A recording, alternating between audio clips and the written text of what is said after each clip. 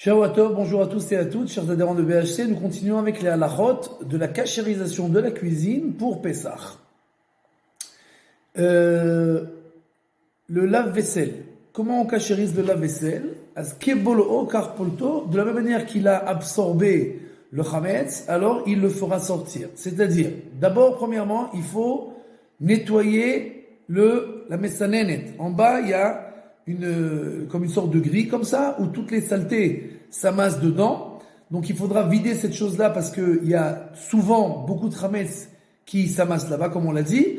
Et après que ce sera nickel, parfaitement nettoyé, alors on fera tourner le lave-vaisselle avec les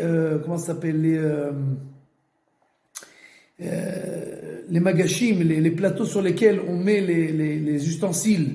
On met tout à l'intérieur et on fait tourner le lave-vaisselle à la température la plus haute, pas seulement avec de l'eau chaude, mais en mettant aussi à l'intérieur le savon et tous les produits qu'on met en général pour rendre l'eau qui va être à l'intérieur, ça va être pogem, ça va abîmer. S'il y a encore du chametz à l'intérieur, alors ça va l'abîmer, ça va le transformer en quelque chose qui est impossible d'être mangé. Donc ça sera plus un interdit. Et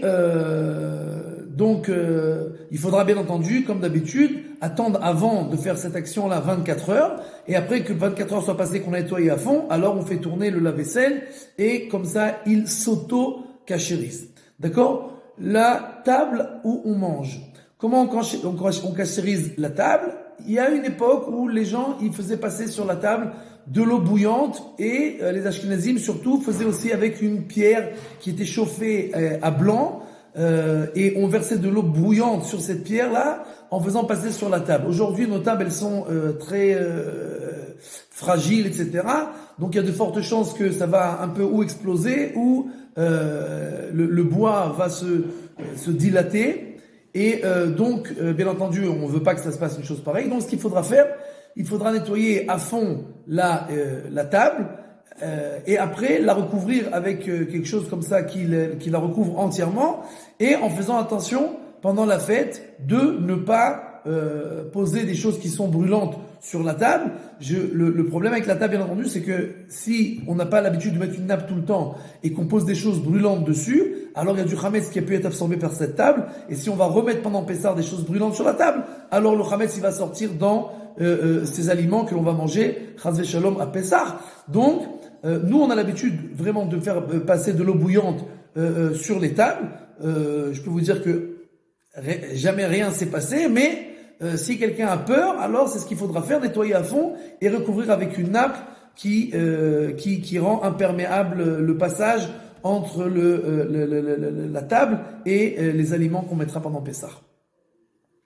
Si on a un mixeur ou un kenwood qu'on veut utiliser pour Pessah. Alors, si c'est un kenwood avec lequel on fait la pâte des chalot, etc., pour les Ashkenazim, il faudra faire l'iboun kal, c'est impossible, donc on ne peut pas l'utiliser pour Pessah. Pour les Sfaradim, il suffit de le nettoyer à fond et de faire agala.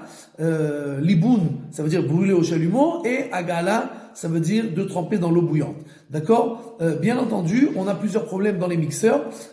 Premièrement, c'est que souvent le moteur il chauffe. Et donc, en fait, ça devient comme si on faisait cuire à l'intérieur des choses. Des fois, on peut mettre aussi des choses qui sont piquantes. Or, le piquant, il rend les choses, ça fait que l'ustensile absorbe.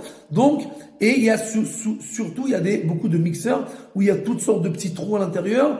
Et aussi, le moteur, il y a de la farine qui saute dedans, etc. ou de la pâte.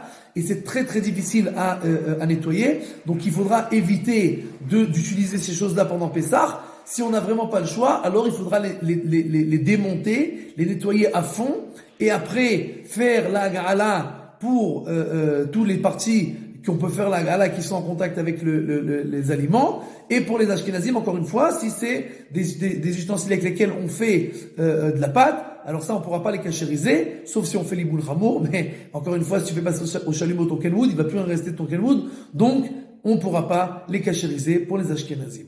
Kol tuv be'atzlacha.